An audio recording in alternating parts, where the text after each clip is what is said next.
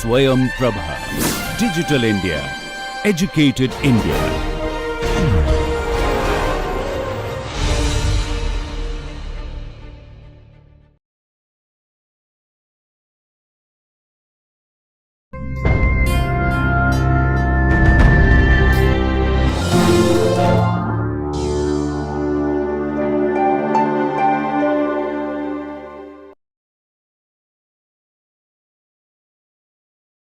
Hello and welcome to today's session of the NPTEL course, The History of English Language and Literature. The journey that we began looking at the Old English period onwards has now culminated in the beginning of the 20th century with the inaugural and the epoch-making moment of modernism. From the beginning, we have been noticing that each age is dominated by particular characteristics and traits, and there's also a sense of continuity which ensures that literary history makes more sense, and also that there is a sense of coherence which gives an overall significance, relevance and meaning to this entire process of covering literary history. But however, we also begin to realize that once we reach modernism, much of this coherence seems to break down. It's no longer possible to have a linear discussion or a linear presentation of narratives in a chronological fashion, because multiple things are happening at the same time. It's no longer the dominance of a single genre or a single set of representative writers, but there are various influences coming in. We are no longer able to differentiate between the various influences, the various implications, and also the various forms of writings, the forms of artistic expressions that are being delivered. So this makes the 20th century less easy to define and more complex to access. And compared to all the other ages and literary periods put together, we realize that the 20th century has got much more literature, and it also has got an immense amount of cultural production to its credit. It makes the beginning of this journey an all the more complex process. And however, all of this complexity and all of this incoherence is together captured in a single term, modernism. In terms of periodization, it's again a little difficult to periodize and to structurally engage with the idea of modernism. Many historians are of different opinions about the periodization of the modernist period. Some of them have even located different starting points, and it all depends on the kind of perspective that one uses and also the paradigm from which one tries to engage with this event or this epoch-making moment of modernism. It would be safe to say that the generally accepted period of modernism is from 1895 till 1945. We notice that it's a long-ranging period, and it's also difficult to identify a single influence that could be seen as a most representative one of this period. There is a consensus that modernism proper, it happened between the two world wars.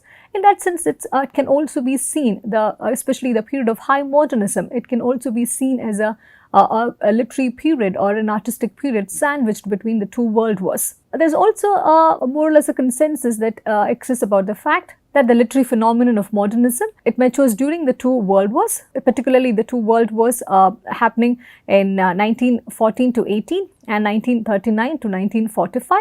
These two world wars, they were also world-changing events which began to change the understanding of the world in the ways which were hitherto unknown to mankind. And in literature and in the general art forms in general, its implication has been tremendous, which we shall be taking a look at in one of the latest sessions. Accordingly, the period of high modernism has been identified from the year 1910 till about 1930. It's again useful to remember that none of these dates are rigid. They are only placed here for the convenience of discussion. And as and when we progress through our discussion of modernism, we'll begin to notice that there are multiple overlaps. There are also ways in which we will be forced to go back and forth through this age, through different periods and ages. Some of the important figures who were prominent in the modernist period were Eliot, James Joyce, Pound, Woolf, Wallace Stephens, Gertrude Stein, and also Marcel Proust, Mallarmé, Kafka and Rilke, though they did not really belong to the British literature. And this is also the appropriate time to recall the fact that right at the outset of this course had promised to deliver the set of literary events which happened from Beowulf till Virginia Woolf, from Woolf to Woolf. In that sense, this lecture is also a culmination of what we had begun in the beginning of the course. In one of the earlier sessions, when we were talking about the early English literature, we had identified the significance to talk about the general background and the socio-political and the religious events which informed the figuration and the formation of particular literary ages.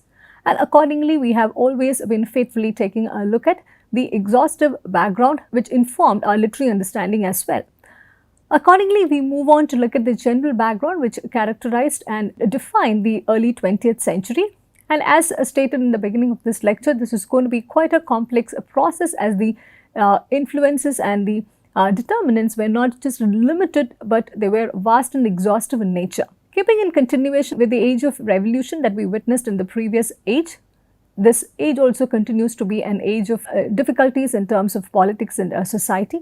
But at the same time, what makes the 20th century or the age of modernism more distinct is the fact that it's also an age of contradictions.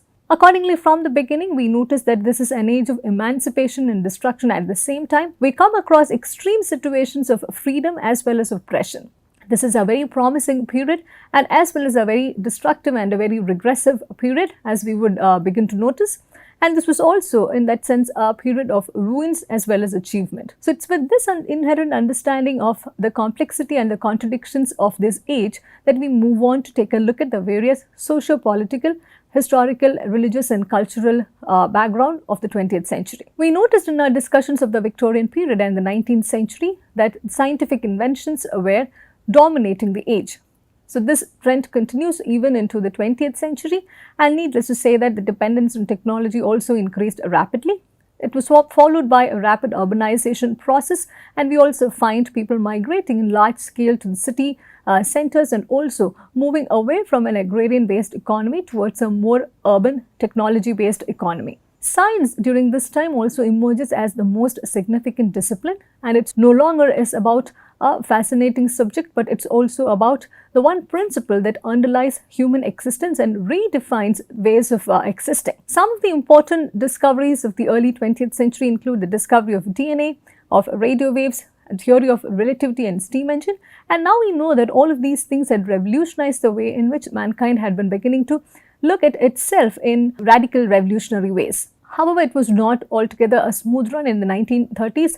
Worldwide, the modern economies were hit with a recession, with an economic depression, which was also a difficult time during the World War. So we notice that this period was at the same time a period of much promise in terms of science and technology, and as well as a rapidly changing atmosphere. What made this modernist period more challenging than ever was the presence of wars and conflict and violence throughout. The wars, especially the world wars fought between different nations, it was not tragic on its own, but it was also about the realization that man was perfectly capable of destroying what he had built. And this was a very painful realization for most of the thinkers, writers and the artists of those times, and even the common people began to see the kind of dimensions with which wars could affect them. It was no longer the kind of wars that two nations fought with each other. It was no longer the greed for power and money which was driven and triggered by one or two monarchs or people in power, but it had gone out of proportions, and the kind of implications and the consequences were also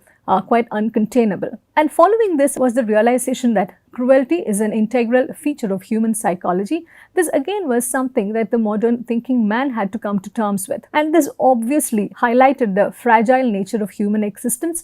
And we also begin to notice that around this time, following the scientific discovery of those times and also the rapid ways in which people were trying to conquer each other through commerce, through trade and also various forms of colonization, there's also a subtle realization that human existence, in spite of all these powerful strides made ahead, it's a very fragile form of existence. So towards the end, what the wars left behind was not a sense of success or a sense of national satisfaction, but only a sense of the discovery of hopelessness of courage in the face of war.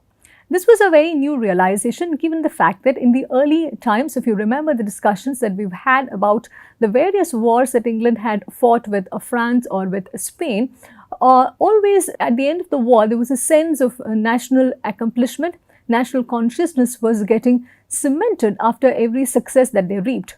But from this time onwards, the result of war was not about success or of happiness, but was an inherent sense of loss that one had to face irrespective of whether one was in the winning side or in the losing side. And keeping in tune with this hopelessness of those times, the artists preferred to explore the mind rather than the real world. This also allowed them to escape from the real world, which they found difficult to comprehend and difficult to negotiate with. In that sense, we also find the emergence of a literature of escape, which we shall be looking at in detail in the following sections. Entertainment industry, dominated by various forms of entertainment such as radio, cinema, and other kinds of mass cultural productions, began to flourish in different parts of Europe, including Britain. And this was also the time that the onslaught of the American mass culture was becoming fascinating as well as quite threatening to the entire world culture. The publishing industry was also flourishing in a hitherto unseen manner, and we find the publishers coming up with a number of lower price editions and paperbacks in order to make books cheaply available to everyone across. And we also find a growing interest in reading and also in procuring books. The circulating libraries, which had begun in the 19th century, they also begin to be state owned, and also libraries begin to define the pride of a nation and the pride of a thinking and a reading community.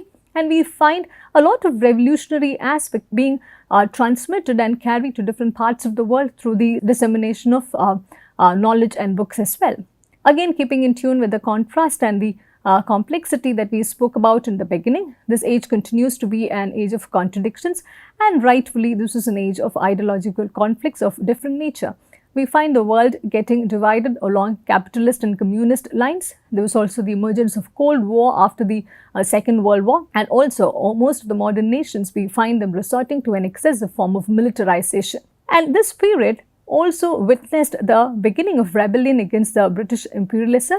Accordingly, there is a growing national sentiment in most of the colonies, and there's also a progress and a move towards decolonization. We find many of the countries in Africa and Asia responding to this call, and also the emergence of the Commonwealth and the post-colonial literatures also follow. This time was a critical period and a period of crisis for different populations across the world. We find a large-scale refugee movement and genocidal wars happening in different parts of the world. This was also the time of ethnic cleansing in different tribes and communities across the world.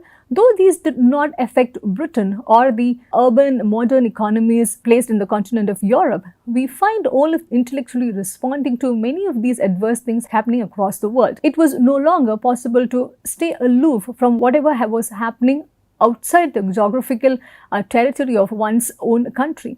In that sense, Britain continues to be affected by many of these things happening, and we find the writers and thinkers, the statesmen, the artists, and all thinking people of the island of Britain responding to many of these things which were happening. This was also the time worldwide many nations were trying to deal with issues such as racism, poverty, and unemployment.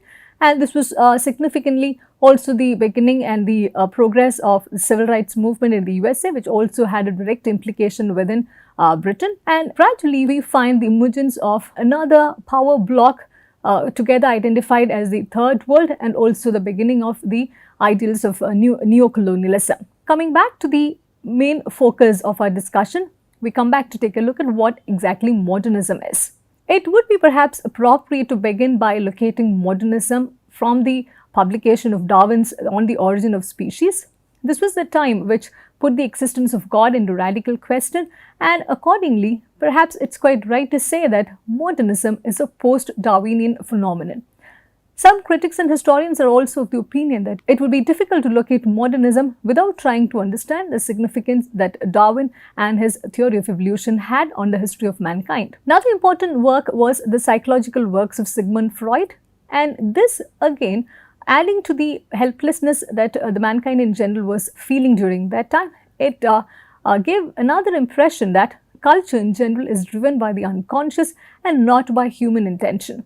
This made the human beings a mere passive observance in the face of many things which were happening and being dictated by the unconscious elements of the mind. So James Fraser's anthropological writings also were quite influential in changing the ways in which the idea of culture, of community and mankind in general was being fashioned. Fraser's Golden Bough in that sense became a very significant and a definitional work in trying to bring about new sorts of changes. Nietzsche, the philosopher, he came up with this idea that God is dead, and again we find a way in which the ideals which were being questioned by Darwin from the 19th century onwards being further cemented, and also a growing interest of the population from different parts of the world on the various forms of atheism. And all of this, again, let me reiterate, was happening between the two world wars. And the world wars also made it all the more difficult for people to engage with and negotiate with the new sorts of intellectual challenges which were coming up in the form of psychology, in the form of atheism, and also in the form of newer forms of anthropological understanding. If you try to analyze the term modernism, it derives from the Latin term modo, meaning current. There are many controversies about the term itself and the ways in which the term could be defined and understood. And a number of writers have written about it, and they continue to engage with the various forms of modernism which is available for consumption. Literary modernism instantly was spread all over Europe, and accordingly, as we stated at the beginning, it's very difficult to situate one particular influence or one set of influences which led to the event of modernism.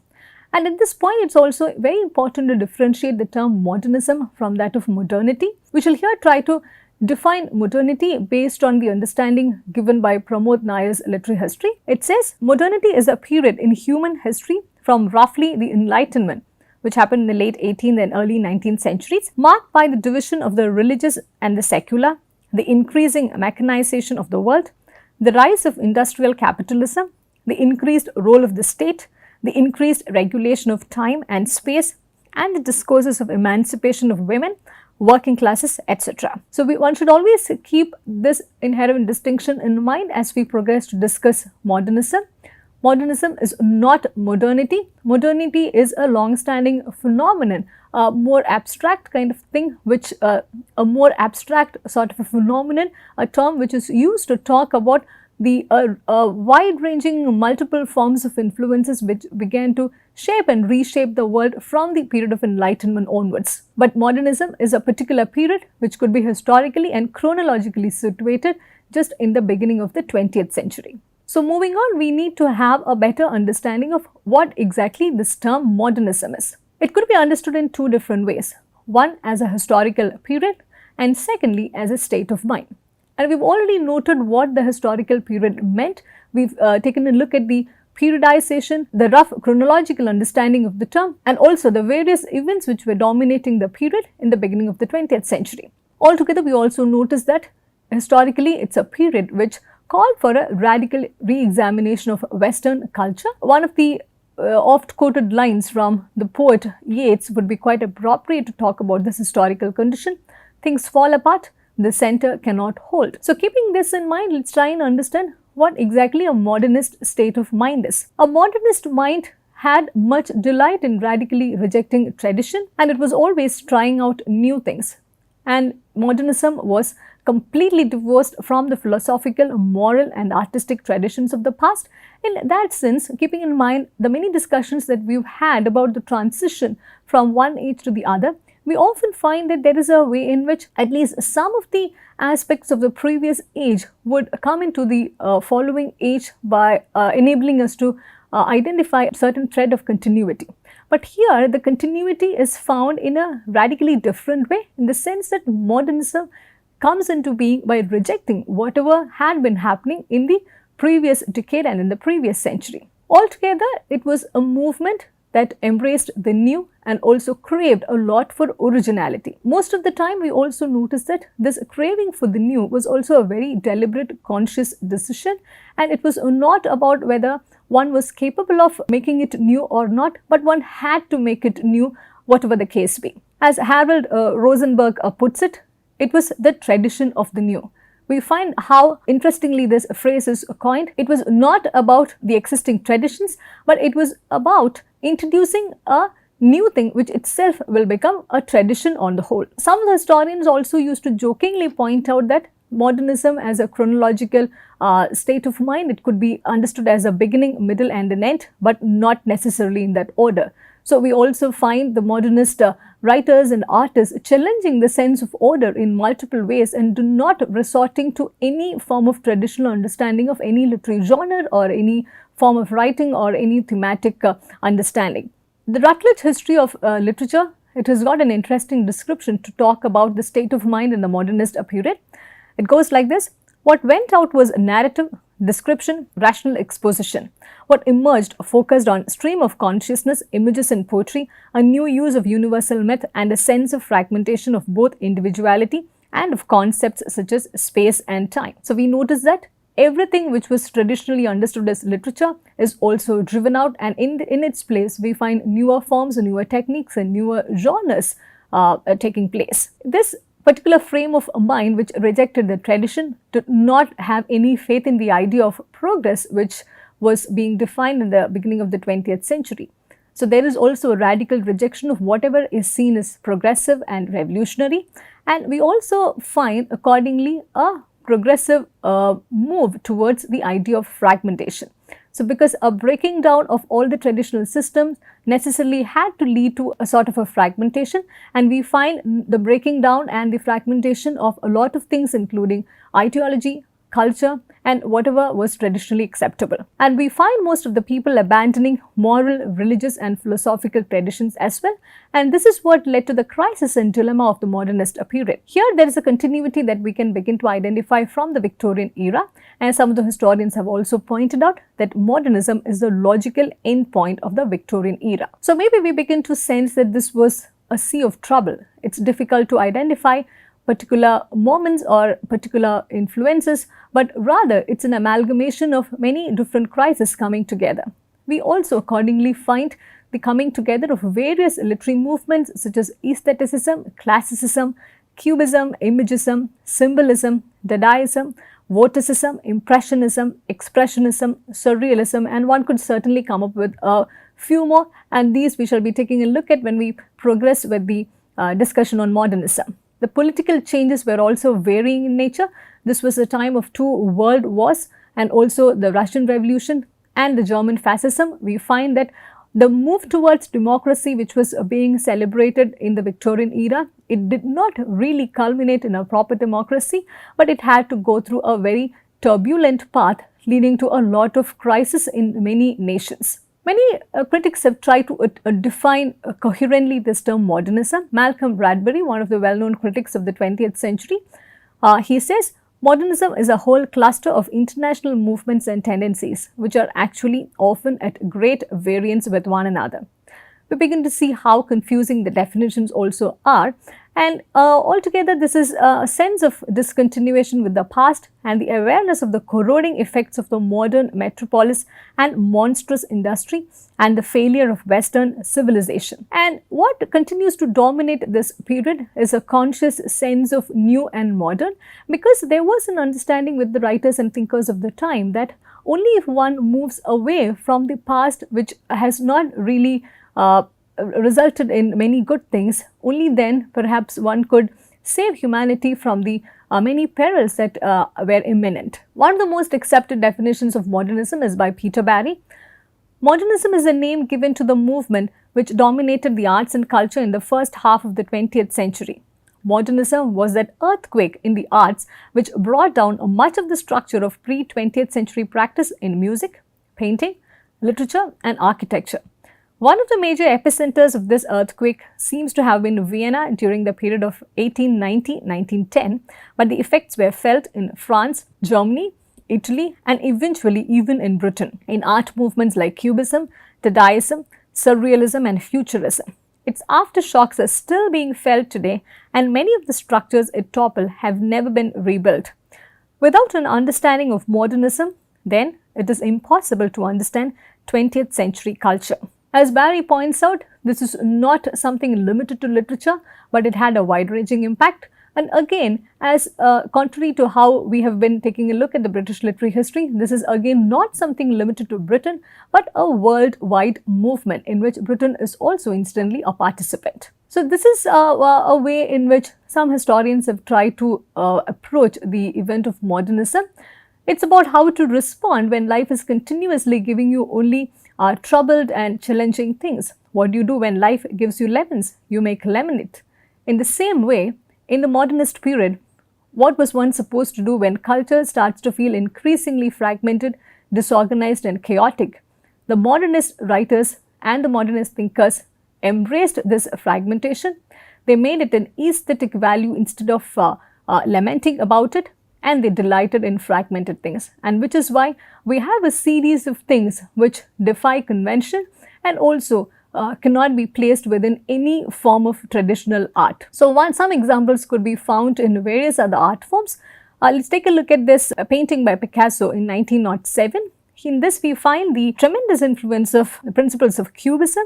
We find that Picasso is deliberately moving away from realistic depiction of human figures. In fact, it's not because he did not know how to depict realist figures, but he chooses not to go by that form of representation. Instead, he chooses to depict the art form in a more abstract manner. And here there is a deliberate tendency to break away from the tradition and also experiment with newer methods. This was another revolutionary moment that would be helpful to define what modernist art is.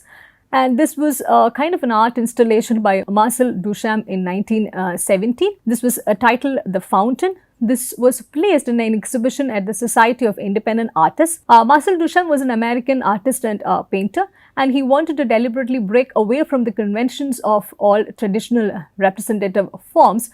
So in an art exhibition, he chose to come with this men's urinal, which he named as a fountain, and said that this was a form of art. And needless to say, this did provoke a lot of outrageous reaction, but nevertheless it was a statement being made that anything could be made into an art, that one need not stick to any particular convention or any traditional form for it to be accepted as an art form. So here in Marcel Duchamp's fountain, we find a dramatic rejection of tradition. And though not very explicit, we find similar forms of rejections happening in different art forms, including literature.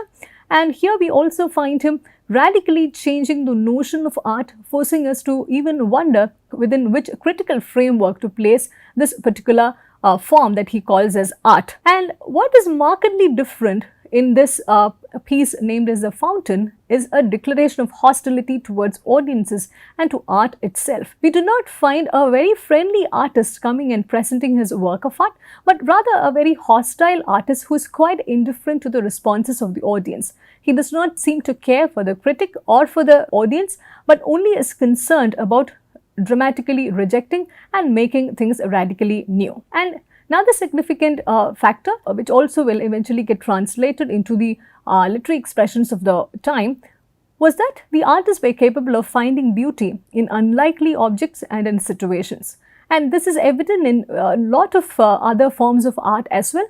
Though Marcel Duchamp's was a very revolutionary and a challenging form of rejection of art, we do find that this also inaugurated a different moment in forcing people to accept art without sticking to particular forms of boundaries. So with this understanding of the revolutionary and the challenging form of modernist literary form that lies ahead, let's close this lecture in anticipation of what lies ahead. So that's all we have for today. Thank you for listening, and I look forward to seeing you in the next session.